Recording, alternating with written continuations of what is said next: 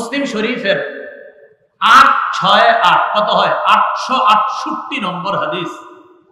এই হাদিসের মধ্যে আসছে আমাদের মাদ্রাসার পাঠ্যপুস্তক অনুসারে 868 নম্বর হাদিস।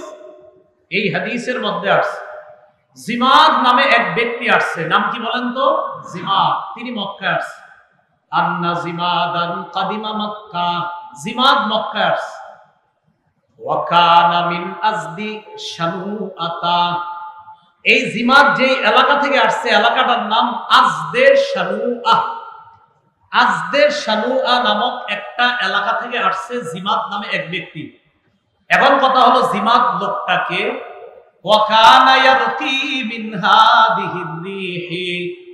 আমরা বলি না তার গায়ে বাতাস লাগছে।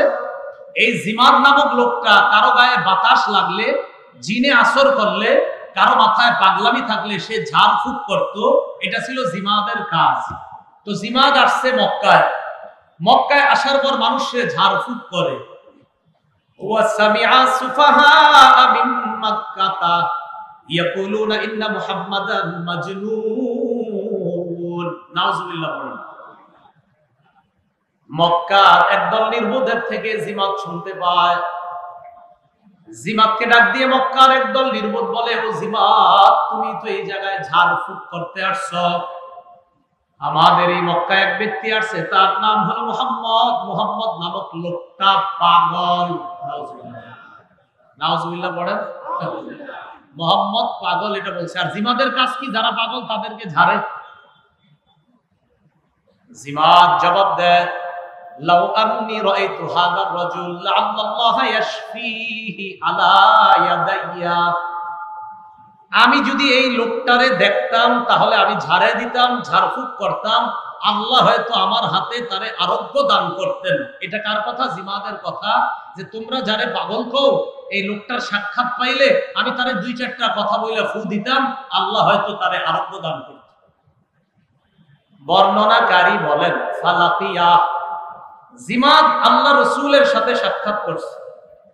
সাক্ষাৎ করার পর আল্লাহ রসুলকে জিমাদ বলতেছে, ইয়া মুহাম্মদ ইন্নী আরতি মিন হাদিহির রিহ। মুহাম্মদ, আমি কিন্তু ঝাড়ফুঁক করি। বান বাতাস কারো গায়ে লাগলে আমি ফু দেই। তোমার গায়েও লাগছে, তুমি পাগল, থাক কিছু মনে করো না, আমি তোমার একটু ফু দিমু। আমি আশাবাদী আল্লাহ আমার হাতে তোমারে আরোগ্য দান করবে, কারণ ইয়াশফিল্লাহু আলা ইয়াদাইয়া মান শাআ। আল্লাহ আমার হাতে যারে ইচ্ছা তারে আরোগ্য দান করে। তো তোমারও এখন ফু দিমু, আল্লাহ চাইলে আরোগ্য দান করবে। এটা আমাদের নবীরে জিমাদ কইছে। আমাদের নবী এই কথা শুই না কি বলছে, যেটা আপনারা প্রায় ওয়াজে আলোচকদের মুখে শোনেন। ফাকালা ইন্নাল হামদালিল্লাহ নাহমাদুহু ওয়া নাস্তাঈনু। কিন্তু ওয়া নাস্তাগফিরুটা এই বর্ণনা নাই। মাইয়াহদিহিল্লাহু ফালা মুদিল্লা লাহু ওয়া মাইয়ুদলিলহু ফালা হাদিয়া লাহু ওয়া আশহাদু আল্লা ইলাহা ইল্লাল্লাহু ওয়াহদাহু লা শারীকা লাহু ওয়া আশহাদু আন্না মুহাম্মাদান আবদুহু ওয়া রাসূলুহু আম্মা বা'দ। বাস শেষ। সুবহানাল্লাহ। নবীজি জিমাদের কথা শুনলেন। শোনার পর নবী বললেন, ইন্নাল হামদালিল্লাহ, সমস্ত প্রশংসা আল্লাহর। নাহমাদুহু, আমি আল্লাহর প্রশংসা করি। ওয়া নাস্তাঈনু, আল্লাহর কাছে সাহায্য চাই। মাইয়াহদিহিল্লাহু ফালা মুদিল্লা লাহু, আল্লাহ যাকে হেদায়েত দেয় তাকে কেউ পথভ্রষ্ট করতে পারে না। ওয়া মাইয়ুদলিলহু ফালা হাদিয়া লাহু, আল্লাহ যাকে পথভ্রষ্ট করে তাকে হেদায়েত দেওয়ার কেউ নাই। ওয়া আশহাদু আল্লা ইলাহা ইল্লাল্লাহু ওয়াহদা, আমি সাক্ষ্য দিচ্ছি আল্লাহ ছাড়া কোনো ইলাহ নাই, তিনি একক। ওয়া আশহাদু আন্না মুহাম্মাদান আবদুহু ওয়া রাসূলুহু, আমি সাক্ষ্য দিচ্ছি মুহাম্মদ আল্লাহর বান্দা এবং তার শেষ রাসূল। বলেন, তার শেষ রাসূল। মানে এর শেষটা আমরা থেকে বানায় হয়েছে, তার শেষ রাসূল। এখন থেকে এটা বলবো। যেই মাত্র এতটুকু বাক্য এগুলো রাসূল বললেন, বলার পর বললেন আম্মা বা'দ, যে জিমাদ এখন আমি কিছু কথা বলবো। এটা বলার আগে জিমাদ কয় থামো। সুবহানাল্লাহ, থামো। জিমাদ আল্লাহ রাসূলকে কয়, আইদ আলাইয়া কালিমাতিকা হাউলা, তুমি যেই বাক্যগুলা বললা মাত্র, আমার কাছে আবার এই বাক্যগুলা পুনরায় বলো তো। যেই বাক্যগুলা বললো আবার পুনরায় বলো তো বাক্যগুলা। আবার বলো। আরে জিমাত চিন্তা করছে পাগল তো, আবার বলতে পারবে না, চিন্তা করছে। فأعاده عليه رسول الله صلى الله عليه وسلم ثلاث مرات। রাসূল অবিকল বাক্যগুলা জিমাতকে 3 বার শোনায় দিয়েছেন। জিমাত আল্লাহ রাসূলকে কয়, সামি'তু কাওলাল কাহানা ওয়া কাওলাস সাহারা ওয়া কাওলাশ শুআরা মা সামি'তু মিসলা কালিমাতিকা হাউলা। সামি'তু কাওলাল কাহানা, আমি গণকদের কথা শুনেছি। ওয়া কাওলাস সাহারা, আমি জাদুকরদের কথা শুনেছি। ওয়া কাওলাশ শুআরা, আমি কবিদের কথা শুনেছি। মা সামি'তু মিসলা কালিমাতিকা হাউলা, তোমার এই বাক্যগুলোর মতো এমন সুন্দর বাক্য আমি আমার জীবনেও কখনো শুনি না। শেষ হয় নাই তো? কি কয় দেখেন, হাতি ইয়াদাইয়া, তোমার হাতটা আমার দিকে দাও। উবাইউকা আলাল ইসলাম, হাতটা বাড়ায় দাও, এই মুহূর্তে ইসলামের উপর বায়াত গ্রহণ করে আমি এই মুহূর্তে মুসলমান হয়ে যেতে চাই। বাক্য শৈলী, রাসূলের বাক্য, শুধু কথাগুলা শুইনা মুসলমান হয়ে গেছে। কি শুইনা? এজন্য আমাদের কথাগুলো আসলে খুব সুন্দর, নিয়ন্ত্রণে, মানুষ যেন বুঝে, শ্রোতারা যেন বুঝে। হ্যাঁ, বুঝা ঠিক ঠিক কইলে ঠিক আছে। শ্রোতারা যেন আমাদের কথাগুলা বুঝে, ভাষাগুলা বুঝে। আমাদের ভাষাগুলা মার্জিত হতে হবে, সুন্দর হতে হবে। এজন্য আপনার চারদিকের আওয়াজগুলা খুব নিয়ন্ত্রণ হতে হবে। সাউন্ড পলিউশন, যেটা আমরা যারা আলেম পড়ছেন, এসএসসি এইচএসসি পড়ছেন, ওখানে একটা বিষয় আছে, শব্দ দূষণ আসেনি?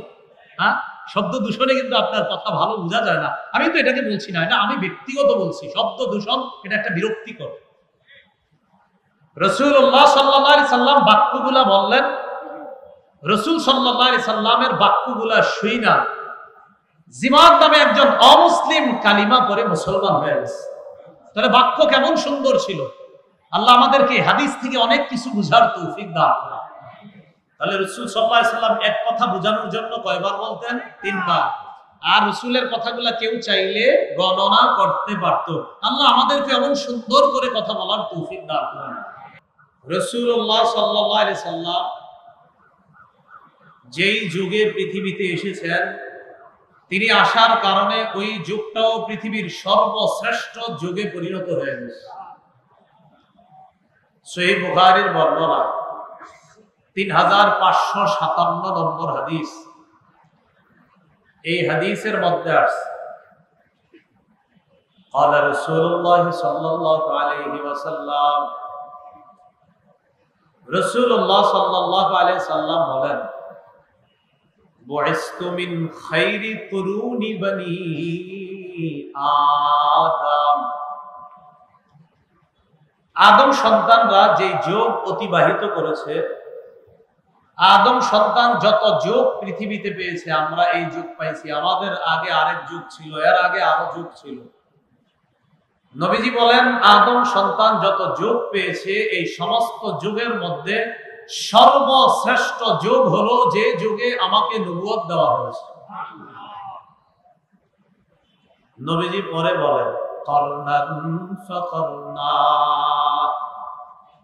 যুগের পর যুগ অতিবাহিত হয়েছে, হাত্তা কুনতু মিনাল কারনিল্লাযী কুনতু ফীহি, অবশেষে আমি ওই যুগেই দুনিয়াতে আসলাম যেই যুগ আমার জন্য নির্ধারণ করা ছিল। আল্লাহ আমাকে ওই যুগে দুনিয়াতে পাঠালেন যেই যুগ আমার জন্য নির্ধারণ করা ছিল। হাদিস থেকে আমরা বুঝলাম, আদম সন্তান যত যুগ পেয়েছে পৃথিবীর মধ্যে, আমাদের নবীকে যে আল্লাহ নবুয়ত দান করেছেন, নবুয়ত দান করার কারণে, আমগো নবীরে আল্লাহ নবী বানানোর কারণে ওই যুগটা পৃথিবীর সর্বশ্রেষ্ঠ যুগে পরিণত হয়ে গেছে। তাহলে নবীর যুগ শ্রেষ্ঠ যুগ। ভূমিকায় দ্বিতীয় কথা, আল্লাহ রাসূলকে যে বংশ থেকে দুনিয়াতে পাঠিয়েছেন এটাও আল্লাহর পক্ষ থেকে নির্বাচিত একটা বংশ ছিল। তিরমিজি শরীফের বর্ণনা 3606 নম্বর হাদিস। এই হাদিসের বর্ণনাকারী সাহাবীর নাম ওয়াথিলা ইবনুল আসকা রাদিয়াল্লাহু তাআলা আনহু। তিনি বলেন قال رسول الله صلى الله عليه وسلم إن الله اصطفى كنانة من ولد إسماعيل واصطفى قريشا من كنانة واصطفى هاشما من قريش واصطفاني من بني هاشم। রাসূলুল্লাহ সাল্লাল্লাহু আলাইহি সাল্লাম বলেন, ইসমাইল নবীর বংশধরদের থেকে আল্লাহ কেনানা গোত্রকে নির্বাচন করেছেন। কেনানা গোত্র থেকে আল্লাহ কুরাইশ গোত্রকে নির্বাচন করেছেন। কুরাইশ বংশধরদের থেকে আল্লাহ হাশিমি বংশ গোত্রকে নির্ধারণ করেছেন। আর আমি নবী মুহাম্মদকে আল্লাহ বনি হাশেম থেকে নির্বাচন করেছেন। তাহলে ভূমিকা 1 নাম্বার জানলাম, নবীর যোগ শ্রেষ্ঠ যোগ। 2 নাম্বার জানলাম, নবী যেই বংশের, এই বংশ আল্লাহর থেকে নির্বাচন করা বংশ। ভূমিকার 3য় কথা, নবী পৃথিবীতে সর্বোচ্চ মর্যাদার অধিকারী বংশ থেকেই দুনিয়াতে এসেছেন। সহিহ বুখারীর 7 নম্বর হাদিস, লম্বা হাদিস, হাদিসের অংশ বিশেষ শুনবো আমরা। আবু সুফিয়ান রাদিয়াল্লাহু তাআলা আনহু তখনও মুসলমান হননি। মুসলমান হওয়ার আগে আবু সুফিয়ান রাদিয়াল্লাহু তাআলা আনহু তখন ইসলামের প্রধান শত্রু। বাদশাহ হিরাক্লিয়াসের কাছে নবীর চিঠি গেছে, ইসলামের দাওয়াত দিয়ে বাদশাহ হিরাক্লিয়াসকে নবী চিঠি লিখলেন। রাসূলুল্লাহ সাল্লাল্লাহু আলাইহি সাল্লামের চিঠি পাওয়ার পর বাদশাহ হিরাক্লিয়াস বলল, এখানে কি মক্কার কেউ আছে যাদের কাছ থেকে নবী মুহাম্মদের ব্যাপারে আমি জানতে পারি? বাদশার দরবারের লোকেরা জানাইল, আরবের মক্কার একদল ব্যবসায়ী এসেছে এখানে। ব্যবসায়ীদের প্রধান যে, তার নাম আবু সুফিয়ান, আপনি বললে তাকে ডাকতে পারি। বাদশাহ হিরাক্লিয়াসের দরবারে আবু সুফিয়ান রাদিয়াল্লাহু তাআলা আনহু, যিনি তখনও মুসলমান হননি, তাকে এবং তার ব্যবসায়ী কাফেলাকে ডাকা হলো। আবু সুফিয়ান এবং তার ব্যবসায়ী কাফেলাকে বাদশার দরবারে বসানো হলো। বুখারীতে একদম শুরুর দিকে হাদিসটা। বাদশার একজন দোভাষী বলা হয়, যিনি বাদশার কথাগুলা আবু সুফিয়ানকে বুঝিয়ে দিবে আর আবু সুফিয়ানের কথাগুলা বাদশাকে বুঝিয়ে দিবে। এর মানে দোভাষী বাদশার ভাষাও জানতেন, আবু সুফিয়ানের ভাষাও জানতেন, বুঝতেন। বাদশাহ দুভাষীর মাধ্যমে আবু সুফিয়ানকে অনেকগুলা প্রশ্ন করছে। প্রশ্ন করার আগে আবু সুফিয়ানের পিছনে যারা বসা, তাদেরকে বাদশাহ বললেন, আবু সুফিয়ানকে এখন যা যা প্রশ্ন করব, যদি মিথ্যা কথা বলে ফাকাযযিবুহু, তোমরা তাকে মিথ্যাবাদী সাব্যস্ত করবা যে আবু সুফিয়ান তোমার এই কথাটা সত্য না। মজার ব্যাপার কি জানেন? ইসলামের প্রধান শত্রু হওয়ার পরেও আমাদের নবীর ব্যাপারে যতগুলা প্রশ্ন করছে আবু সুফিয়ানকে, নবীর ব্যাপারে আবু সুফিয়ান সমস্ত প্রশ্নের জবাব সত্য সঠিক জবাব দিয়েছে। এর মধ্যে একটা প্রশ্ন ছিল, যেই নবী তোমাদের কাছে আইসা নবুয়ত দাবি করেছে তার বংশ কেমন?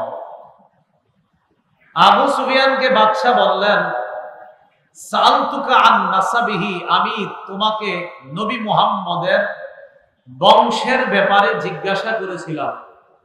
ফাযাকারতা আন্নাহু যু নাসাবিন, তুমি জবাব দিয়েছো সে সম্ভ্রান্ত বংশের লোক।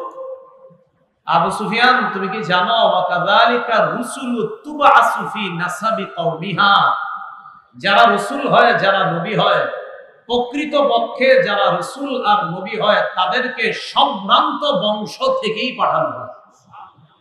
কি শিখলাম? রাসূলুল্লাহ সাল্লাল্লাহু আলাইহি সাল্লাম যে বংশ থেকে আসছেন এটা সম্ভ্রান্ত বংশ, শ্রেষ্ঠ একটা বংশ। ভূমিকায় ৪ নাম্বার কথা, রাসূলুল্লাহ সাল্লাল্লাহু আলাইহি সাল্লামের ৫টা নাম আছে নির্বাচিত, প্রসিদ্ধ, অর্থবহ। কয়টা নাম? ৫টা। সহিহ বুখারীর বর্ণনা ৩৫৩২ নম্বর হাদিস। এই হাদিসের মধ্যে আছে قال رسول الله صلى الله عليه وسلم لي خمسة أسماء أنا محمد وأحمد وأنا الماحي الذي يمحو الله بالكفر وأنا الحاشر الذي يحشر الناس على قدمي وأنا العاقب। রাসূলুল্লাহ সাল্লাল্লাহু আলাইহি সাল্লাম বলেন, আমার ৫টি নাম আছে। ১ নাম্বার, আমার নাম মুহাম্মদ। মুহাম্মদ অর্থ হলো যার প্রশংসা করা হয়, যিনি প্রশংসিত। সুবহানাল্লাহ। বলেন তো আপনারা, মুহাম্মদ অর্থ কি? যিনি প্রশংসিত, যার প্রশংসা করা হয়। ২ নম্বর, ওয়া আহমদ, আমার নাম আহমদ। আহমদ মানে অধিক প্রশংসাকারী। নবীজি আল্লাহর সবচেয়ে বেশি প্রশংসা করতেন। ৩ নম্বর, ওয়া আনাল মাহি আল্লাযী ইয়ামহুল্লাহু বিল কুফরা, আমি হলাম মাহি, আমার নাম মাহি। মাহি মানে মুছে দেওয়া। আল্লাহ আমার মাধ্যমে কুফর আর শিরককে মুছে দিবেন, পৃথিবী থেকে দূর করে দিবেন। ৪ নাম্বার, আনাল হাশিরুল্লাযী ইউহশারুন নাস আলা কাদামাইয়া, আমার নাম হাশির, আমার চারপাশে কিয়ামতের ময়দানে মানুষকে সমবেত করা হবে একটা। অন্য হাদিসে আসছে আনা আউয়ালু মা ইউহশার, কবর থেকে সর্বপ্রথম হাসরের মাঠে আমাকে উপস্থিত করা হবে। আরেকটা হতে পারে হাসের মানে আমার আশেপাশে মানুষ ইমানদারদেরকে জমায়েত করা হবে। ৫ নাম্বার, আনাল আকিব, আমি সর্বশেষ আগমনকারী নবী। কি বললাম? আমি সর্বশেষ। তাহলে আমাদের নবী শেষ নবী। বলেন তো, আমাদের নবী, তারপরে আর কোনো কি নাই? নবী নাই। এই কথাটা কিন্তু মনে রাখবেন। সহিহ বুখারীর ৩৫৩৫ কত হয়? ৩৫৩৫। এই হাদিসের মধ্যে আছে قال رسول الله صلى الله عليه وسلم إن مثلي ومثل الأنبياء من قبلي كمثل رجل بنى بيتا فأحسنه وأجمله, আমার দৃষ্টান্ত আর আমার পূর্ববর্তী নবীদের দৃষ্টান্ত এমন এক ব্যক্তির মতো, যে ব্যক্তি একটা ঘর বানিয়েছে। এটা একটা ঘর, বলেন এটা একটা কি? টাকা। একটা ঘর বানিয়েছে, বানানোর পর ফাআহসানাহু ওয়া আজমালা, এই ঘরটা সুন্দরভাবে সাজিয়েছে। ইল্লা মাউদিআ লাবিনাতিন ফি জাওিয়া, ঘরের কোনায় একটা ইটের জায়গা ফাঁকা। বলেন তো আপনারা, ঘর কি সমাপ্ত না অসমাপ্ত? রাসূল বলেন একটা সুন্দর ঘর, ঘরটা সাজানো হয়েছে, ঘরের কোনায় একটা ইটের জায়গা ফাঁকা। ফাজআলান নাসু ইয়াতুফুনা বিহি ওয়া ইয়াজাবুনা লাহু ওয়া ইয়াকুলুনা হাল্লা বিআত হাযিহিল লাবিনা, জনগণ এই ঘরটা দেখতে যায়, দেখে আশ্চর্য হয়। আপনারা বলেন তো, আলেম ছাড়া অন্যরা আশ্চর্য হয় কেন? এত সুন্দর ঘর, ইট লাগানো একটা বাকি। নবীজি বলেন আনা তিলকাল লাবিনা, আমি হলাম সেই ইট, আমার মাধ্যমে এই ঘরের সমাপ্তির সৌন্দর্য আল্লাহ পাক রব্বুল আলামিন করে দেয়। আমি সেই ইট, আমার মাধ্যমে এই ঘরের সৌন্দর্যের সমাপ্ত আল্লাহ টেনে দিয়েছেন। আনা খাতামুন নবিয়্যিন লা নাবিয়্যা বাদি, আমি শেষ নবী, আমার পরে আর কোন নবী নাই। সূরা আহজাবের 40 নম্বর আয়াতে আল্লাহ বলেন, ওয়ালাকির রাসূলুল্লাহ ওয়া খাতামান নাবিয়্যিন, মুহাম্মদ সাল্লাল্লাহু আলাইহি সাল্লাম আল্লাহর রাসূল এবং শেষ নবী। আমাদের দেশের একদল মানুষকে ধোঁকা দেয় কালিমা দিয়া, তাদের অফিসের সামনে তাদের বিভিন্ন ফেস্টুন পত্রিকা বইয়ের মধ্যে লেখা লা ইলাহা ইল্লাল্লাহ মুহাম্মাদুর রাসূলুল্লাহ, এটা লেখা। তো এটা তো সত্যই, এই কালিমা আমরাও বলি, কিন্তু একদল ধোঁকা দেয় এটা লেখা। তাদের কি যদি বলেন মুহাম্মদ সাল্লাল্লাহু আলাইহি সাল্লাম আল্লাহর নবী মানেন, তারা বলে হ্যাঁ মানি।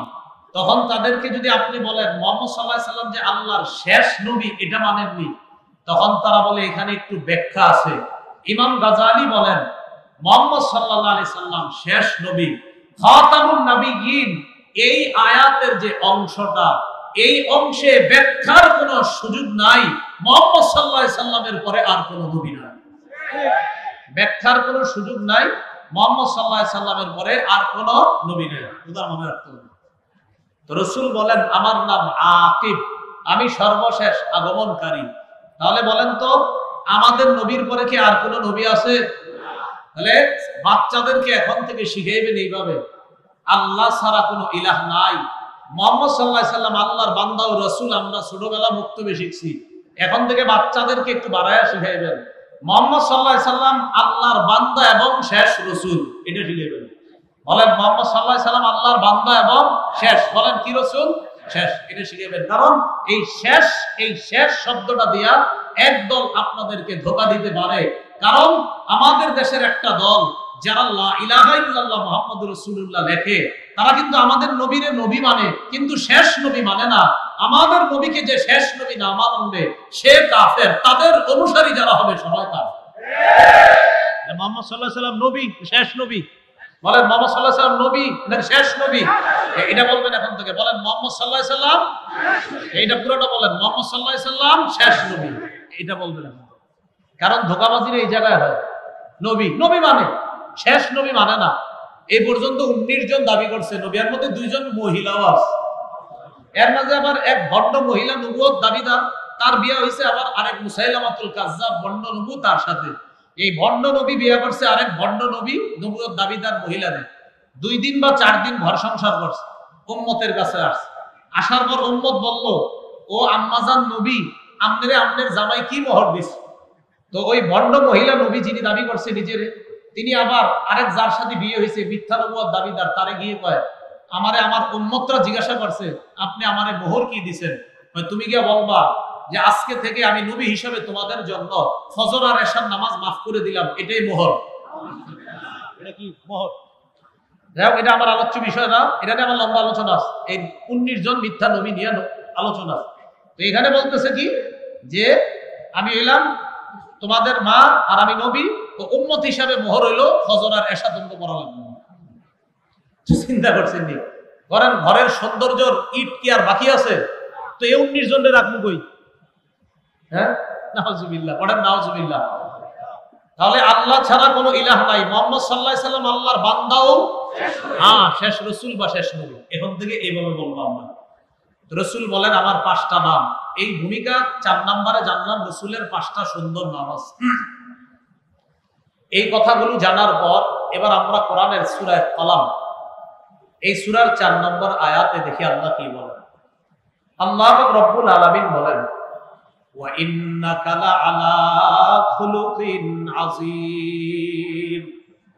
নবীজিকে আল্লাহ বলেন হে মুহাম্মদ সাল্লাল্লাহু আলাইহি সাল্লাম, আপনি মহান চরিত্রের উপর অধিষ্ঠিত আছেন, এই ঘোষণা আমি আল্লাহ করে দিলাম। এখন যারা নাকি নাস্তিক বা আমাদের নবীর চরিত্র নিয়ে কথা বলেন, তাদেরকে বলবেন নাস্তিক ভাইয়া, আপনাকে যে আল্লাহ বানিয়েছেন আমাদের নবীকেও ওই আল্লাহ বানিয়েছেন।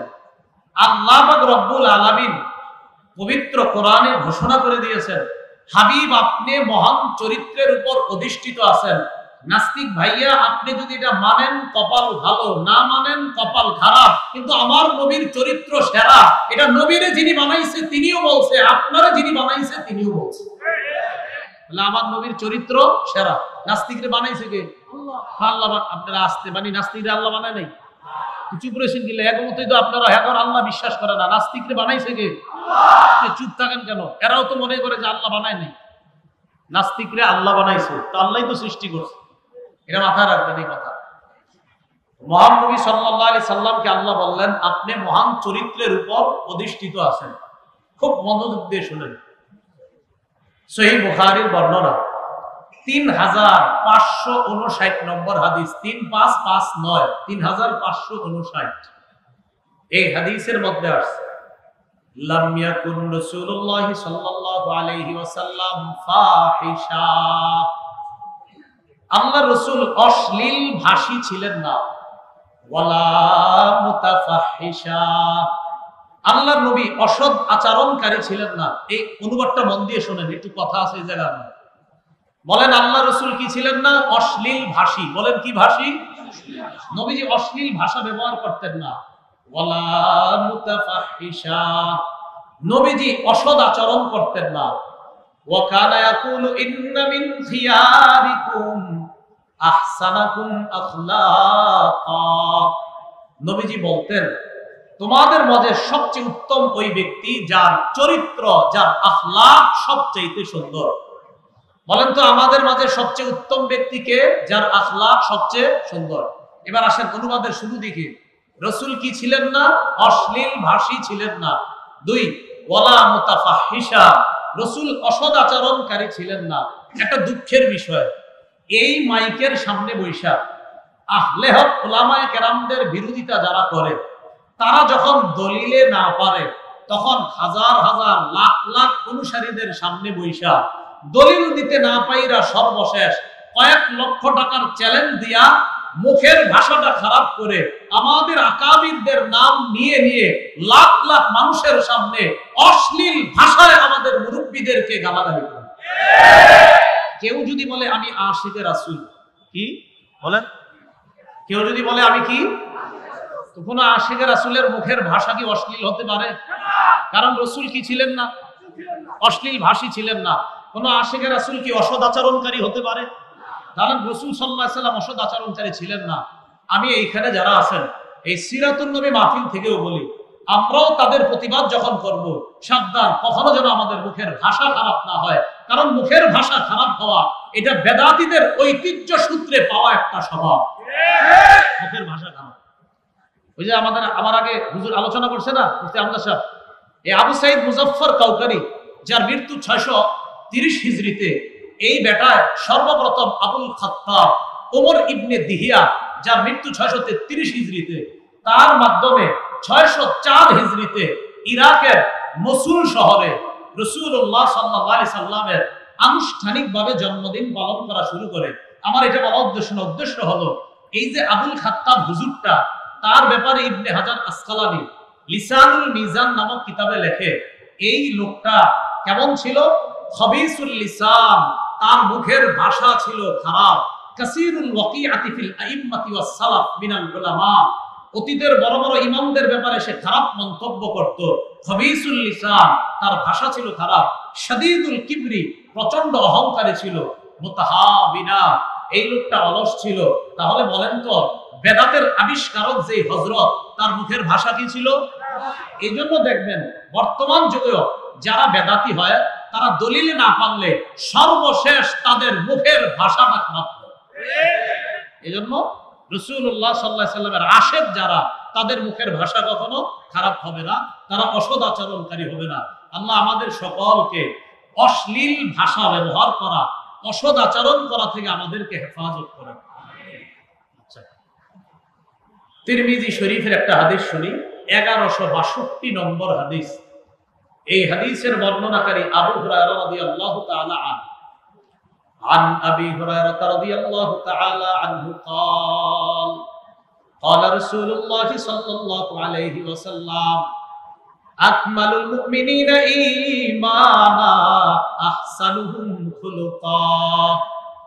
আল্লাহ নবী বলেন সবচাইতে কামেল মুমিন, বলেন কি মুমিন? কামেল।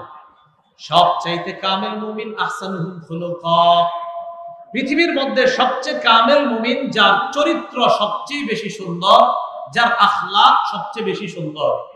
এরপর রাসূলুল্লাহ সাল্লাল্লাহু আলাইহি সাল্লাম বলেন, খিয়ারুকুম খিয়ারুকুম লিনিসাইহিম খুলুকা, তোমাদের মধ্যে সর্বোত্তম ওই ব্যক্তি যেই ব্যক্তি তাদের বিবিদের কাছে চারিত্রিক ভাবে ভালো হয়। আবার বলছি, তোমাদের মাঝে সর্বোত্তম ওই ব্যক্তি যেই ব্যক্তি তোমাদের মাঝে তার বিবিদের কাছে চারিত্রিক ভাবে সবচেয়ে ভালো হয়, সে তোমাদের মাঝে সর্বোত্তম ব্যক্তি। তাহলে কামেল মুমিন ওই ব্যক্তি যার চরিত্র সবচেয়ে বেশি সুন্দর হয়, আর বিবিদের কাছে যার চরিত্র সবচেয়ে বেশি সুন্দর, ওই ব্যক্তি তোমাদের মাঝে সর্বোত্তম ব্যক্তি। আল্লাহ আমাদের সকলকে উত্তম চরিত্র অর্জন করে কামেল মুমিন হওয়ার তৌফিক দান করেন। এবার আসেন, রাসূলের চরিত্র কেমন ছিল? মানুষের সৌন্দর্যতা প্রাথমিকভাবে দুই প্রকার। বলেন, সৌন্দর্যতা কয় প্রকার? দুই প্রকার। এক নাম্বার শারীরিক সৌন্দর্যতা, দৈত্রিক সৌন্দর্য। এক নাম্বার বাহ্যিক সৌন্দর্য, দুই নাম্বার চারিত্রিক সৌন্দর্য। বাহ্যিক সৌন্দর্যের আরবি হলো হুসনে সুরত, চারিত্রিক সৌন্দর্যের আরবি হলো হুসনে সিরত।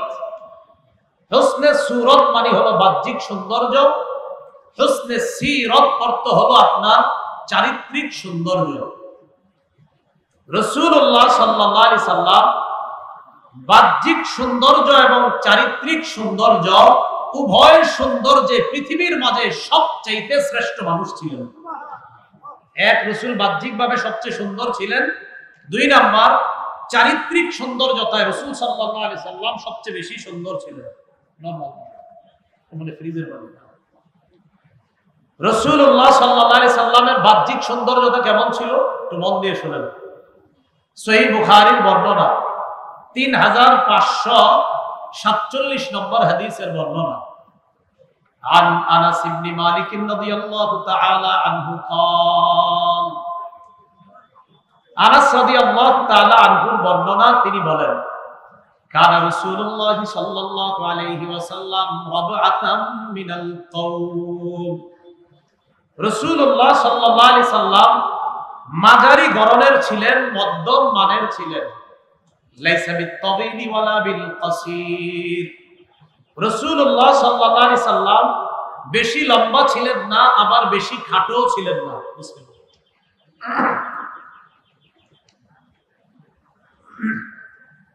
রাসূলুল্লাহ সাল্লাল্লাহু আলাইহি সাল্লাম লাইসা বিত-তাবিল, বেশি লম্বা ছিলেন না, ওয়ালা বিল কাসীর, বেশি খাটো ছিলেন না। আযহারাল্লাউনি, নবীজি গোলাপি কালারের সুন্দর ছিলেন। কি কালার সুন্দর? গোলাপি। লাইসা বিআবিয়াদা আমহাকা, ধবধবে সাদা ছিলেন না। ওয়ালা বিআদামা, আবার একেবারে মাটির কালারের ছিলেন না, তামাট বর্ণের ছিলেন না। তাহলে রাসূল সাল্লাল্লাহু আলাইহি সাল্লাম একবারে মাটি এমনও ছিলেন না, আবার একবারে ধবধবে সাদা এমনও ছিলেন না। বরং নবীরে দেখলে মনে হতো রাসূলের শরীর মোবারকটা একটা লাল লাল ভাব, এমন গোলাপি কালারের সুন্দর ছিলেন রাসূল।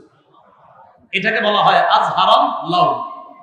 এরপরে আনাস রাদিয়াল্লাহু তাআলা আনহু বলেন, লাইসা বিজাদিন কাতিতিন, রাসূলের চুলগুলা অধিক কোকড়ানো ছিল না।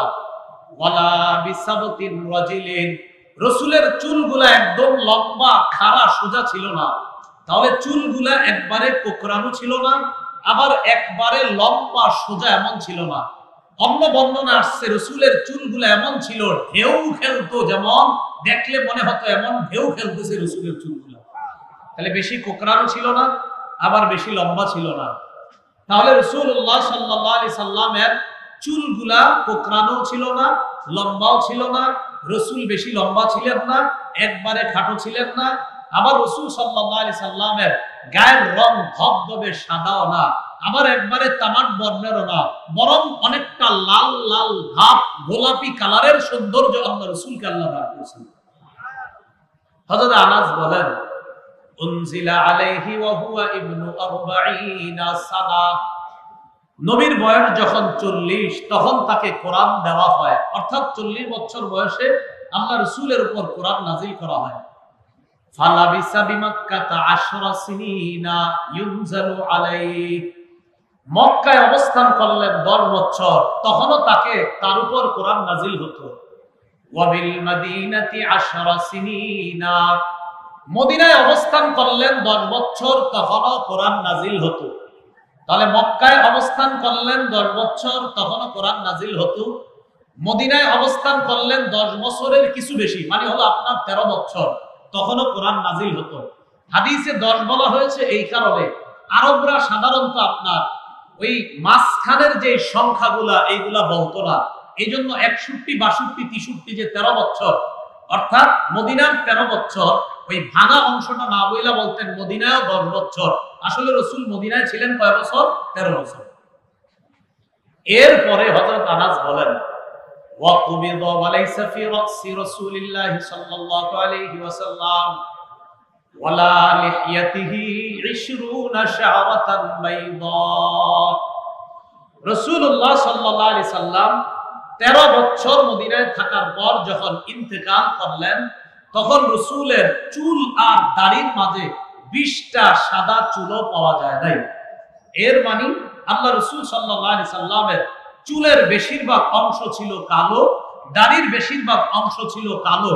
ইন্তেকালের সময় 20টা সাদা চুল, 20টা সাদা দাড়ি, মানে মোট মিলায়া 20টা সাদা চুল পাওয়া যায় নাই। দাড়ি আর চুল মিলায়া 20টা পাওয়া যায় না। এরপরে হযরত আনাসের ছাত্র রবিআ বলেন, রাআইতু শা'রাম মিন শা'রিহি, আল্লাহ রাসূল সাল্লাল্লাহু আলাইহি সাল্লামের একটা চুল আমি দেখছি, ফাইদা হুয়া আহমার, এই চুলটা ছিল অনেক লাল। আমি রাসূলের একটা চুল দেখছি, চুলটা ছিল অনেক লাল। আমি হযরত আনাসকে প্রশ্ন করলাম যে এই চুল লাল কেন? হযরত আনাস জবাব দিলেন, ইহমাররা মিনাত-তিবি, রাসূল সুগন্ধি ব্যবহার করার কারণে এই চুলটা লাল হয়ে গেছে। তাহলে রাসূল সাল্লাল্লাহু আলাইহি সাল্লামের চুল, চেহারা মুবারক, শরীরের গঠন খুব সুন্দর ছিল। সহিহ বুখারীর বর্ণনা 3552 নম্বর হাদিস। এই হাদিসের বর্ণনাকারী সাহাবী নাম হলো বারা ইবনে আযিব রাদিয়াল্লাহু তাআলা আন। সুইলাল বারা ইবনে আযিব রাদিয়াল্লাহু তাআলা আন, বারা ইবনে আযিবকে জিজ্ঞাসা করা হলো, আকানা ওয়াজহু রাসূলিল্লাহ সাল্লাল্লাহু আলাইহি ওয়াসাল্লাম মিসলাস সাইফ, রাসূলের চেহারা কি তরবারির মতো লম্বা ছিল? বারা ইবনে আযিব জবাব দিলেন, বাল মিসলাল কমার, নবীর চেহারা মুবারক চাঁদের মতো ছিল। সুবহানাল্লাহ। জিজ্ঞাসা করলো, রাসূলের চেহারা মুবারক কি তরবারির মতো? জবাব দিলেন, না, রাসূলের চেহারা মুবারক চাঁদের মতো ছিল। সহিহ বুখারীর বর্ণনা 3556 নম্বর হাদিস। এই হাদিসের বর্ণনাকারী আব্দুল্লাহ ইবনে কাব ইবনে মালিক রাদিয়াল্লাহু তাআলা আনহু। রাসূলের একজন সাহাবী ছিলেন কাব ইবনে মালিক।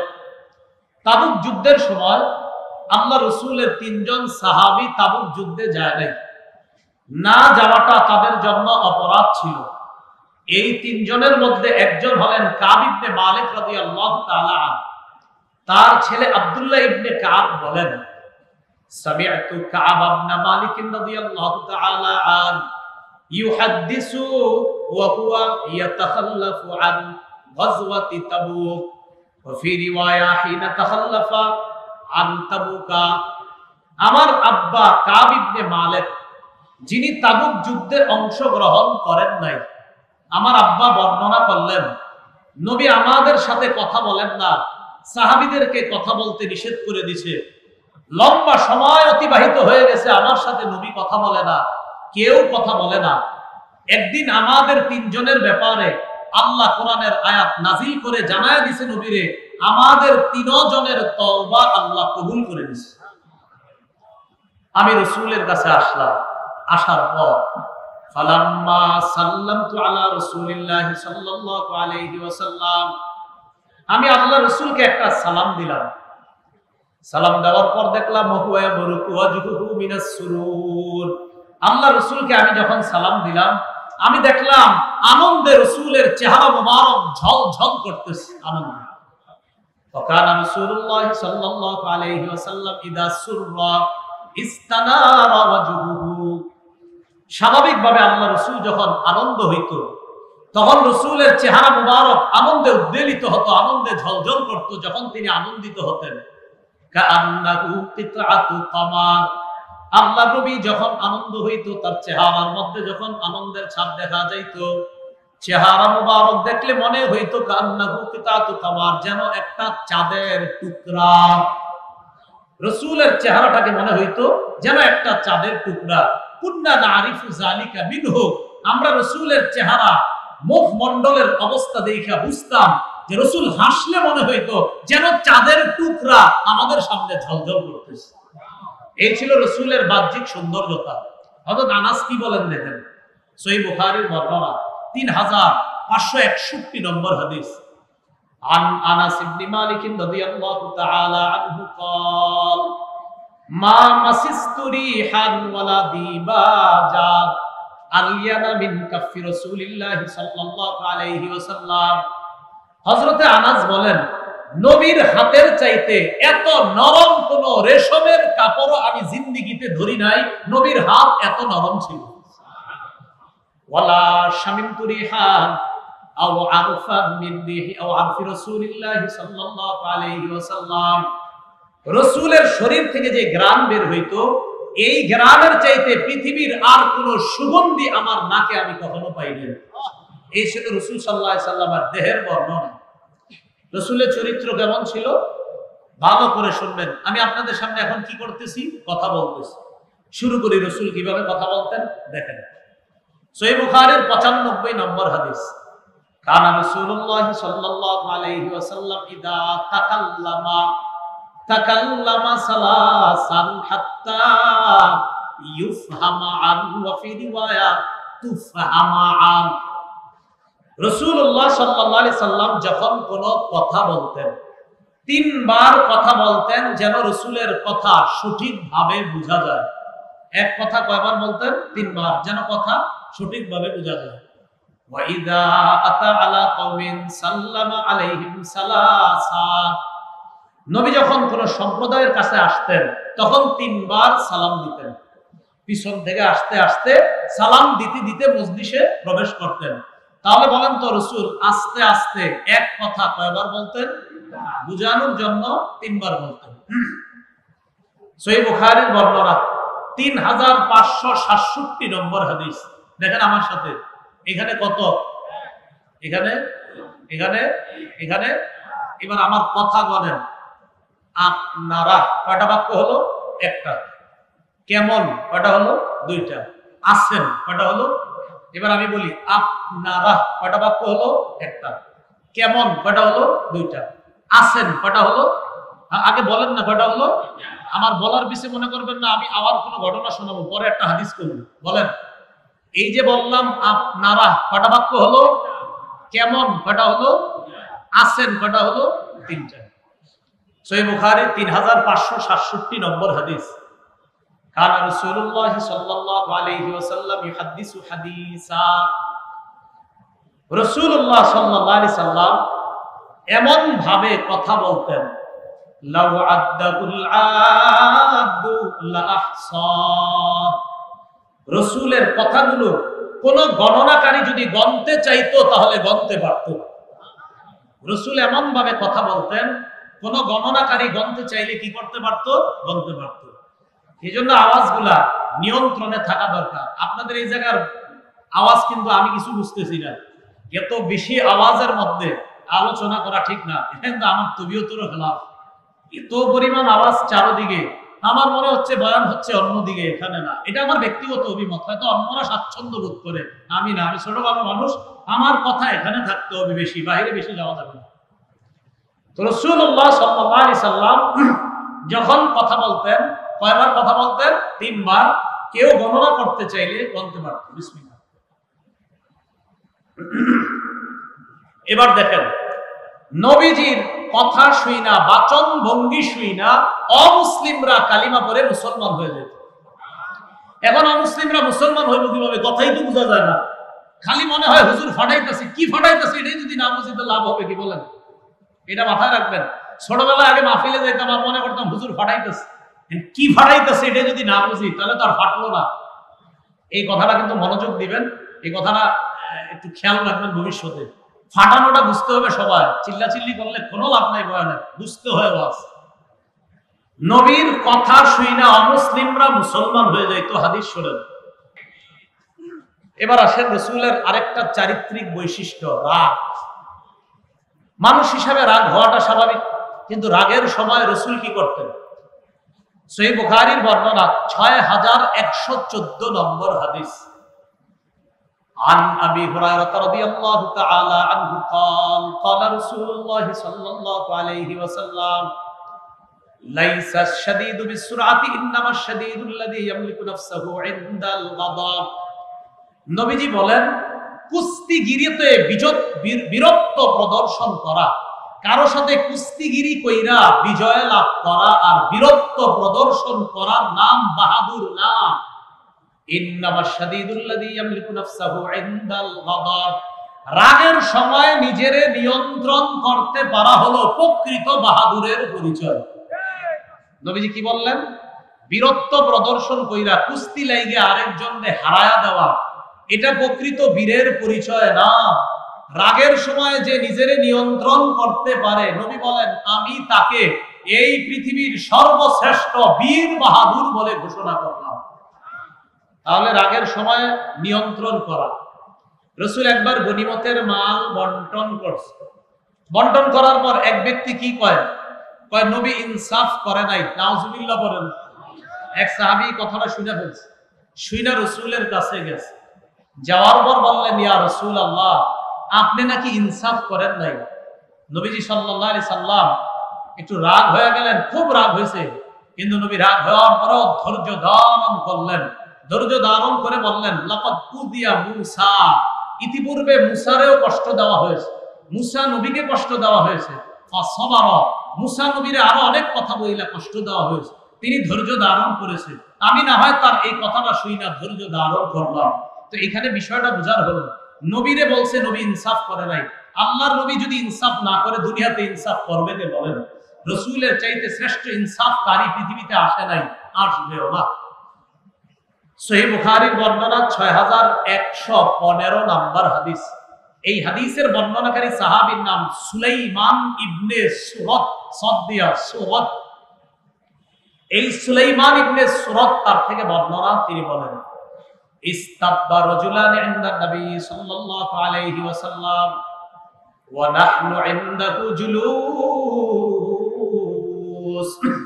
আল্লাহ নবীর সামনে দুই ব্যক্তি ঝগড়া লাগছে, একজন আরেকজনকে গালি দেয়। নাউজুবিল্লাহ। নবীর সামনে একজন আরেকজনকে গালি দেয়। সাহাবীরা বলেন আমরা আল্লাহ নবীর সামনে বসা। ইস্তাব্বা আহাদুহুমা সাহিবাহু মুগদাবা, একজন আরেকজনকে গালি দেয় রাগান্বিত অবস্থায়। ফাকালা রাসূলুল্লাহ সাল্লাল্লাহু আলাইহি ওয়াসাল্লাম ইন্নী লা আ'লামু কালিমাতান লাউ ক্বালাহা লা যাহাবা আনহু মা ইয়াজিদ। আল্লাহ নবী বললেন, যেই ব্যক্তিটা রাগান্বিত হয়, আমি এমন একটা বাক্য জানি, এই বাক্যটা যদি লোকটা পড়ে এই মুহূর্তে তার রাগ দূর হয়ে যাবে। আমি একটা বাক্য জানি, এই বাক্যটা যদি রাগান্বিত ব্যক্তি পড়ে তাহলে তার রাগ দূর হয়ে যাবে। সেটা আপনারাও পারেন, সবাই পারি আমরা। পড়েন আউযু বিল্লাহি মিনাশ শাইতানির রাজীম। কেউ রাগ হইলে পাশে গিয়ে বলবেন আউযু বিল্লাহি মিনাশ শাইতানির রাজীম, আউযু বিল্লাহি মিনাশ শাইতানির রাজীম। খাড়ায় থাকলে বসায়া দিবেন, বসায়া রাগ না থামলে পানির কাছে নিয়ে যাইবেন, ওযু করাইবেন, ওযুতে না থামলে হাউজে ধাক্কা মারবেন। থামবে হাউজে ধাক্কার কথা আসে নাই হাদিসে, এটা আমি কইলাম আর কি। ওযু করলে রাগ দমন হয় কেন? রাসূল বলেন আল গাদাবু মিনাশ শায়তান, রাগ হলো শয়তানের পক্ষ থেকে। শয়তান হলো আগুনের তৈরি, আগুনকে নিবানোর জন্য পানির প্রয়োজন। তোমাদের কেউ যখন রাগ হয় সে যেন ওযু করে, ওযু পানি দিয়ে করে, আর পানি আগুনকে নিভায়া দেয়। যে ব্যক্তি রাগ হবে তারে ওযু করায় দাও, তাহলে শয়তানের থেকে আগুন নামক যে রাগ আসছে, এই ওযুর পানি ওই রাগকে নিভায়া দেবে। তাহলে রাসূলের আরেকটা আখলাক শিখলাম, চরিত্র, রাগের সময় দমন করা। বলেন রাগের সময় কি করা? দমন করা। তৃতীয় আরেকটা, রাসূল হাসতেন, মুস্কি হাসি দিতেন। বলেন কি হাসি দিতেন? মুস্কি হাসি দিতেন। আমরা মুস্কি হাসি দেইনি, মাঝে মাঝে তো আমরা পুরো ফাটায় ফেলি, ঠিক না? অট্ট হাসি দিয়ে যে ঠিক না, মুস্কি হাসি সর্বোচ্চ দাঁত দেখায় হাসা যাবে, তবে বেশি অট্ট হাসি না। রসুলের দাঁত দেখা যায় তো মাঝে মাঝে, কিন্তু বেশিরভাগ সময় মুস্কি হাসতেন। সহিহ বুখারীর বর্ণনা 6089 নম্বর হাদিস। এই হাদিসের মধ্যে আসছে عن جرير بن عبد الله رضي الله تعالى عنه قال ما حجبني رسول الله صلى الله عليه وسلم منذ أسلمت। আমি ইসলাম গ্রহণ করার পর আল্লাহ নবী কখনো আমারে আড়াল করেন নাই। এর মানে ইসলাম গ্রহণ করার পর আমি নবীর কাছে গিয়েছি আর রাসূল কখনো পর্দা ফালায়া দিছে, আমার সাথে সাক্ষাৎ দেয় নাই, এমন হয় নাই। ইসলাম গ্রহণ করার পর আমি যতবার নবীর কাছে গিয়েছি ততবার সাক্ষাৎ পাইছি। পরে কি করে দেখেন, ওয়ালা রাআনি ইল্লা তাবাসসামা ফি ওয়াজহি। ইসলাম গ্রহণ করার পর নবী আমার দিকে যতবার তাকিয়েছে ততবার একটা মুস্কি হাসি দিছে। রাসূল আমার দিকে যতবার তাকিয়েছে ততবার একটা মুস্কি হাসি দিছে। কোন সাহাবী? জারির ইবনে আব্দুল্লাহ। এই সাহাবী বলেন রাসূলের দিকে যতবার তাকাইছি ততবার একটা মুস্কি হাসি আমি পাইছি। এজন্য আমি আমার ছেলের নাম রাখছি জারির। কি নাম রাখছি? ওই যে রাসূল কখনো মুস্কি হাসি ছাড়া এর দিকে তাকায়নি, এজন্য জারির। আমার পোলার নাম কি? জারির।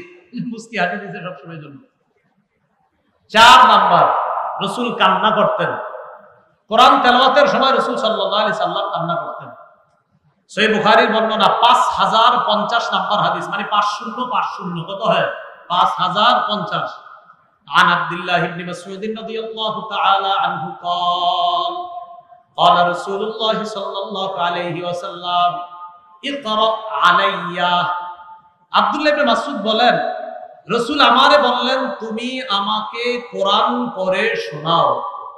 আব্দুল্লাহ ইবনে মাসউদ জবাব দেয় আ'আকরাউ আলাইকা ওয়া আলাইকা উনজিলা। ইয়া রাসূলুল্লাহ, আমি আপনাকে কোরআন পড়ে শোনাবো অথচ কোরআন তো আপনার উপরেই নাজিল করা হয়েছে। নবীজি বললেন ইকরা আলাইয়া, তুমি কোরআন পড়ে শোনাও। ফাকরাতু সূরাতান নিসা, আমি সূরা নিসা তেলাওয়াত করলাম। কোন সূরা? হাত্তা বালাগতু। সূরা নিসা তেলাওয়াত করতে করতে এই আয়াতের মধ্যে বুঝলাম ফাকাইফা ইযা জিনা মিন কুল্লি উম্মাতিন বিশাহীদ ওয়া জিনা বিকা আলা হাউলাই শাহীদা। এই আয়াতে যখন বুঝলাম, আয়াতের অর্থটা শুনেন, ফাকাইফা কেমন অবস্থা হবে তখন তাদের, ইযা জিনা মিন কুল্লি উম্মাতিন বিশাহীদ, আমি যখন প্রত্যেক উম্মত থেকে একজন ঠিক করব, ওয়াজিনা বিকা আলা হাউলাই শাহীদা, আর আপনাকে আমি এই তাদের ব্যাপারে সাক্ষী হিসেবে উপস্থিত করব, তখন তাদের কি অবস্থা হবে? রাসূল আয়াত ছুঁই না চিন্তায় পড়ে গেলেন। আব্দুল্লাহ ইবনে মাসউদকে ডাক দিয়ে বলে আব্দুল্লাহ হাসবুকাল আন, থামো আব্দুল্লাহ থামো, আর কইরো না। মানে এই আয়াতে রাসূল চিন্তায় পড়ে গেছে, আরে আমার উম্মতের কি হবে? সাক্ষী আয়েশা যদি বিপক্ষে সাক্ষী দেয় তাহলে তো অবস্থা খারাপ। আব্দুল্লাহ ইবনে মাসউদ বলেন ফালতাফাতু ইলাইহি, আমি রাসূলের দিকে তাকাইলাম, তাকায় দেখলাম ফাইদা আইনাহু তাজরিফান, আল্লাহর নবীর চোখের দিকে তাকায় দেখলাম দুই চোখ থেকে অশ্রু প্রবাহিত হয়, রাসূল কান্না করতেছে। তাহলে কোরআন তেলাওয়াতের সময় কান্না করা, কিছু কিছু আয়াতের চিন্তা ফিকির করা, জাহান্নামের ব্যাপারগুলো চিন্তা করে কান্নাকাটি করা, এটা রাসূলের জীবনের অন্যতম একটা সুন্দর আখলাক, অন্যতম একটা সুন্দর চরিত্র। 5 নাম্বার আরেকটা বিষয়, সেটা হলো রাসূলুল্লাহ সাল্লাল্লাহু আলাইহি সাল্লাম দুই বিষয়ে যখন তাকে ইচ্ছাধিকার দেওয়া হতো তিনি সহজটা গ্রহণ করতেন। এই একটা বিষয় কঠিন, আর একটা সহজ। তো নবীরে যদি বলা হয়তো আপনি দুইটার কোনটা নিবেন, তো যেটা সহজ এটা গ্রহণ করতেন, যদি এটা গুনাহের কাজ না হইতো। সহিহ বুখারীর বর্ণনা 3560 নম্বর হাদিস। এই হাদিসের মধ্যে আছে মা খুইরা রাসূলুল্লাহ সাল্লাল্লাহু আলাইহি ওয়াসাল্লাম বাইনা আমরাইনি ইল্লা আখাযা আইসারাহুমা। আল্লাহ রাসূলকে যখন দুটি বিষয়ের স্বাধীনতা দেওয়া হতো তিনি দুইটার মধ্যে সবচেয়ে সহজ যেটা এটা গ্রহণ করতেন। মা লাম ইয়াকুন ইসমা, ওই কাজটা যদি গুনাহের কাজ না হইতো, ফাইদা কানা ইসমান কানা আবআদান নাসি মিনহু, ওই কাজ যদি গুনাহের হইতো তাহলে গুনাহের কাজ থেকে আল্লাহ রসুল সবচেয়ে বেশি দূরত্ব অবলম্বন করতেন। দেখে আপনারা বলেন তো, একটা কাজ দুইটা কাজ, এটা কঠিন এটা সহজ, রসুল দুইটার মধ্যে কোনটা গ্রহণ করতেন? সহজটা। শর্ত যদি সহজ কাজটা কি না হয়, গুনাহের না হয়। এটা রসুলের আরেকটা স্বভাব ছিল। এজন্য আমরা চলার পথে দেখবো সহজ কোনটা কঠিন কোনটা, এগুলোর মধ্যে সহজ বিষয়টা আমরা অবলম্বন করার চেষ্টা করব। আল্লাহ তৌফিক দান করেন। যেমন আমি বেশি দূরে মাহফিলে যাই না, আমার জন্য কঠিন হয়, কাছে বয়ান করলে আমার জন্য সহজ হয়। এটা তো রসুলের সুন্নত। কথা কি বুঝছেন নি আপনারা? এই কথাগুলো সবসময় বুঝেন। আল্লাহ বুঝার তৌফিক দান করেন। 4টা পর্যন্ত ক্লাস কইরা এরপরে জেনে সহজ হয়ে যাওয়াটা, এটা গ্রহণ করা রসুলের সুন্নত। এটা মানুষ 4টা পর্যন্ত ক্লাস করবে, করার পর তিনি দেখবে সহজ কোনটা, তো এটা তিনি গ্রহণ করবে। এটা তো রসুলের সুন্নাত। আল্লাহ আমাদের বুঝার তৌফিক দান করেন। এইগুলো আপনার 5 নাম্বার রসুলের একটা স্বভাব চরিত্র। 6 নাম্বার আরেকটা জানি, ইয়াদাতুল মারিজ, অসুস্থ ব্যক্তিকে দেখতে যাওয়া। সহিহ বুখারীর 1356 নম্বর হাদিসের বর্ণনা। عن أنس بن مالك رضي الله تعالى عنه قال كان غلام يهودي يخدم رسول الله صلى الله عليه وسلم। মজার একটা হাদিস। একজন ইহুদি বালক রাসূলের খেদমত করতেন। একজন ইহুদি বালক রাসূলের খেদমত করতেন। তো রাসূলের খেদমত যিনি করতেন, ইহুদি ছেলেটা, একটা ছোট ছেলে আর কি, ইহুদি রাসূলের খেদমত করত। ফামারিদ, অসুস্থ হয়ে গেছে। রাসূলুল্লাহ সাল্লাল্লাহু আলাইহি সাল্লাম ফাআতাহু রাসূলুল্লাহ সাল্লাল্লাহু আলাইহি ওয়াসাল্লাম ইয়াউদু। ইহুদি ছেলেটাকে আল্লাহ রাসূল দেখতে আসলেন, কারণ ছেলেটা আল্লাহ রাসূলের খেদমত করত। আসার পর আল্লাহ নবী তার পাশে বসলেন। বসার পর তার দিকে তাকায় বললেন, আসলিম, তুমি মুসলমান হও। কি বললেন? তুমি মুসলমান হও, ইসলাম গ্রহণ করো। ছেলেটা চিন্তা করে, আমি কি মুসলমান হব? নাযারা ইলা আবিহি, বাপের দিকে তাকাইছে। বাপ কি কয়? যেই মাত্র বাবার দিকে তাকাইছে, বাবা বুঝছে আমার ছেলে চায় আমার অভিমত। বাবা আমার নজরের দিকে তাকাইছে, ছেলের নজরের দিকে তাকায় কয়, আতিয়া আবুল কাসেম সাল্লাল্লাহু আলাইহি সাল্লাম, মুহাম্মদ সাল্লাল্লাহু আলাইহি সাল্লাম যেটা বলতেছে এটা গ্রহণ করে নাও। ছেলেটা মুসলমান হয়ে গেছে। فخرج النبي صلى الله عليه وسلم وهو يقول الحمد لله الذي أنقذه من النار। নবী ঘর থেকে বের হতে হতে বললেন, সমস্ত প্রশংসা আল্লাহর, যে আল্লাহ এই ছেলেটাকে জাহান্নাম থেকে মুক্তি দিয়ে দিয়েছে। তাহলে এখানে আরেকটা জিনিস জানলাম, অসুস্থ ব্যক্তি খোঁজ খবর নেওয়া। প্রতিবেশী যদি অমুসলিম হয়, কখনো অসুস্থ হয়ে যায়, আর তারে দেখার মতো যদি কেউ না থাকে, আমাদের কর্তব্য তারও খবর নেওয়া, যে তার অসুস্থতার মুহূর্তে তাকে সেবা শুশ্রূষা হয়েছে কিনা, ঠিক মতো ডাক্তারের কাছে তাকে নেওয়া হয়েছে কিনা। আমরা মুসলমান প্রতিবেশী হলেও এটা দেখা আমাদের দায়িত্ব, কর্তব্য। আরেকটা বৈশিষ্ট্য শুনি রাসূলুল্লাহ সাল্লাল্লাহু আলাইহি সাল্লাম। কারো কাছে তো রুমাল নাই, রুমাল থাকলে দেন যাইতো। মাশাআল্লাহ, এই দেন, এই তাকান তাকান, আমার গলায় রুমাল না? আচ্ছা, এবার শুনেন সহিহ বুখারীর হাদিস শুনেন, 6088 নম্বর হাদিস। রাসূলুল্লাহ সাল্লাল্লাহু আলাইহি সাল্লাম ধৈর্যের পাহাড় ছিলেন। কিসের পাহাড়? ধৈর্যের পাহাড়। এটা আমাদেরকে গ্রহণ করা উচিত। রাসূলুল্লাহ সাল্লাল্লাহু আলাইহি সাল্লামের কাছে একটা চাদর আসছে নাজরান থেকে। কোত্থেকে? নাজরান। আন আনাস ইবনে মালিক রাদিয়াল্লাহু তাআলা আনহু قال, আনাস রাদিয়াল্লাহু তাআলা আনহুর বর্ণনা, এক ব্যক্তি, গ্রাম্য ব্যক্তি নবীর কাছে আসছে। ওয়া আলাইহি বুরদুন নাজরানিয়ুন গালিজুল হাশিয়া।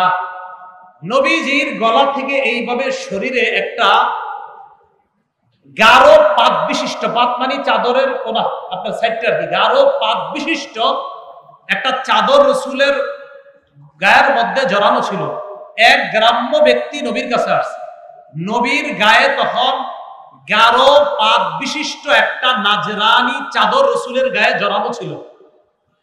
তো এই যে চাদরটা জড়ানো, ফাজাবাদা বিহি জাযবাতান শাদীদা। ওই গ্রাম্য ব্যক্তি কি করছে জানেন নি? গিয়া রাসূলের চাদর ধরে একটা টান দিছে জোরে, একটা টান দিছে জোরে। আনাস ইবনে মালিক বলেন, নবীজির চাদর যখন এইভাবে টান দেয়, টান দেওয়ার পর নাযারতু ইলা সাফহাতি আতিকি রাসূলিল্লাহ সাল্লাল্লাহু আলাইহি ওয়াসাল্লাম قد أثرت بها হাশিয়াতুল বুরদা।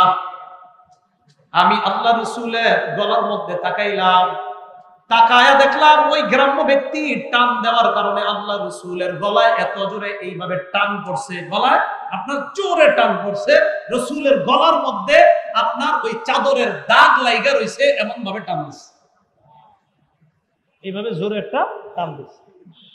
তো টান দেওয়ার পর নবীজি তাকাইছে যে আমরা হইলে কি করতাম, আমি হইলে মনে মারতাম। কথার কথা বলছি, আমার তো এত ভালো চরিত্র না, কিন্তু উচিত আসলে আমাদের। কথার কথা, মানুষ হিসাবে আমি বলতেছি, আমি কি করতাম। রসুল তাকাইছে তার দিকে, তাকানোর পর রসুলকে কি কয় দেখেন, টান দিয়া গলায় দাগ টাক দিয়ে নবীজি তাকাইছে। হে স্বাভাবিক ভাবে কয়, মোহাম্মদ তুমি এক কাজ করো। নবীজিরে বলতেছে, কয় কি, আল্লাহ তোমার যে সম্পদ দিছে এই জায়গায় বাইতুল মালে যে সম্পদ গুলো আছে, এখান থেকে আমারও দাও। নবীজিরে চাদর দিয়ে এমনি টান দিয়া কয় সম্পদ দাও আমারে। এইভাবে তো নবীজি এর দিকে তাকায়া মানে চিন্তা করতেছে, এইভাবে গলার সাহাবীরা তাকায় রয়েছে, আনাস তাকায় রয়েছে যে এইভাবে টান দিছে, কেমনে নবী ধৈর্য ধারণ করে আছে। রাসূল তার দিকে তাকাইছে, তাকানোর পর ওই লোকটা বলতেছে, মুহাম্মদ আমারে দাও তুমি মিন মালিল্লাযী ইনদা, মিন মালিল্লাহিল্লাযী ইনদাকা, যেই মাল আল্লাহ তোমারে দিছে ওই মাল থেকে আমারেও তুমি দান করো।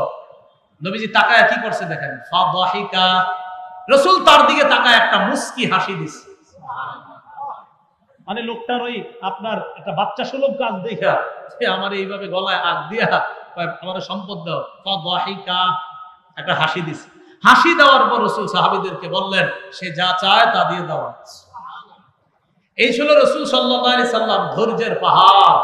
তো এই জন্য রাসূলুল্লাহ সাল্লাল্লাহু আলাইহি ওয়াসাল্লাম তার স্বভাব চরিত্রটাই ছিল এমন যে নবীজি সাল্লাল্লাহু আলাইহি সাল্লামের ব্যাপারে আম্মা জান আয়েশা সিদ্দিকার একটা বর্ণনা, এই বর্ণনার মাধ্যমে আলোচনা রীতি টানবো। মুসনাদ আহমদের 25,302 নম্বর হাদিস। এই হাদিসের বর্ণনাকারী একজন তাবিঈ সাদ ইবনে হিশাম রাহমাতুল্লাহি আলাইহি বলেন, আমি আম্মাজান আয়েশার কাছে আসছি, আসার পর আম্মাজান আয়েশাকে বললাম, আখবিরিনি আন খুলুকি রাসূলিল্লাহি সাল্লাল্লাহু আলাইহি ওয়াসাল্লাম, আম্মাজান আল্লাহর রাসূলের চরিত্র কেমন ছিল আমার একটু বলেন তো। আম্মাজান জবাব দিলেন, কানা খুলুকুহু আল কুরআন, আল্লাহ নবীর চরিত্র পুরা কোরআন। নবীর চরিত্র কোরআন, বলেন নবীর চরিত্র কোরআন। হুজুর নবীর চরিত্র কোরআন মানে কোরআনের যা যা পালনীয় 100% রাসূল পালন করছে, কোরআনের যা যা বর্জনীয় 100% নবী বর্জন করছে। তাই আম্মাজান বলে কোরআন খুইলা পড়বা, কোরআনের যা আদেশ বুঝবা নবী অক্ষরে অক্ষরে পালন করছে, কোরআনের যা নিষেধ বুঝবা রাসূল অক্ষরে অক্ষরে এই নিষেধাজ্ঞার বিষয়গুলো থেকে বেঁচেছিলেন। তাই রাসূলের চরিত্র জানতে চাও, কানা খুলুকুহু আল কুরআন, নবীর পুরো চরিত্রটাই হলো আল কুরআন। তাহলে মনে থাকবে না? আল্লাহ পাক রব্বুল আলামিন আমাদের সকলকে রাসূলুল্লাহ সাল্লাল্লাহু আলাইহি সাল্লাম, আচ্ছা রাসূলুল্লাহ সাল্লাল্লাহু আলাইহি সাল্লামের চরিত্র মুবারক থেকে যা শিখলাম এর উপর আমাদেরকে আমল করার তৌফিক দান করেন। বসেন বসেন, ওয়াজ শেষ হয়ে গেছে, বসেন বসেন বসেন, আলোচনা শেষ হয়ে নেই। এতক্ষণ যে আলোচনা হলো কিছু শিখছেন? আরে সামনে যারা বসা কিছু শিখছেন? এই মাঝখানে সবাই বলেন কিছু শিখছেন? ওই পাশের বলেন শিখছেন? আপনারা শিখছেন? এবার সবাই বলেন কিছু শিখছেন? সবাই দুই হাত তুলে দেখেন, সামনে যারা হাত তুলে রাখেন, আপনারা না, আপনার স্টেজের সারারা আপনারা উঠে রাখেন, উঠে রাখছেন? আচ্ছা, তাহলে আমরা আখলাক শিখছি। বলেন কি শিখছি? বলেন নবীর আখলাক, এটা আমরা শিখছি না? জি, সুন্দর করে এখন শিখছি নি? এতক্ষণ যে ওয়াজ হয়েছে এটা ইবাদত হয়েছে নি? এই ওয়াজ ইবাদত, এটার ব্যাপারে একটা হাদিস আছে, আদ-দুআ মুখুল ইবাদাহ, দোয়া হলো ইবাদতের মগজ। বলেন ইবাদতের মগজ কি? আরো জোরে কোন। এখন দোয়া হবে, দোয়ায় থাকবেন নি সবাই? একটা হাত তুলে বলেন থাকবেন নি? বলেন সবাই ইবাদতের মগজ কি? তাহলে দোয়ায় থাকবেন? তাহলে আমি উঠার পরে কেউ উঠবেন না, দোয়া হবে, দোয়ায় থাকবেন। হাত তুলে রাখছেন কিন্তু আপনারা ওয়াদা করছেন। হ্যাঁ, সুবহানাল্লাহি ওয়া বিহামদিহি, সুবহানাল্লাহ। সম্মানিত উপস্থিতি, আজকের এই মাহফিলের আখিরি দোয়া পেশ করবেন কুতুবুল আলম আল্লামা শাহ জমির উদ্দিন নানুপুরি রহমতুল্লাহি আলাইহির বিশিষ্ট খলিফা, আমাদের কুমিল্লার প্রবীণ আলেম দ্বীন উস্তাজুল উলামা হযরতুল আল্লাম হযরত মাওলানা কবির আহমদ সাহেব বারাকাল্লাহু ফি হায়াতিহি।